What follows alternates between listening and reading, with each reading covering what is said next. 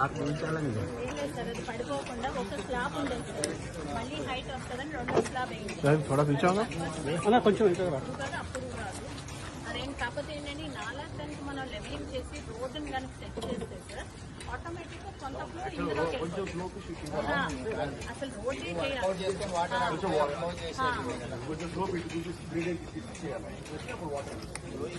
Height concrete చేయడం double height ఉంది కదా, 4 ఇంచు 6 ఇంచు కాదు, ఆల్మోస్ట్ 12 ఇంచ్ వేసి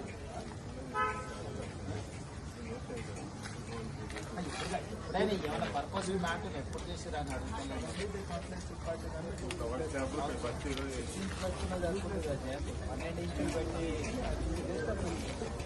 ఆరిపోయినా కూడా 6 ఇంచులు సరిపోతుంది.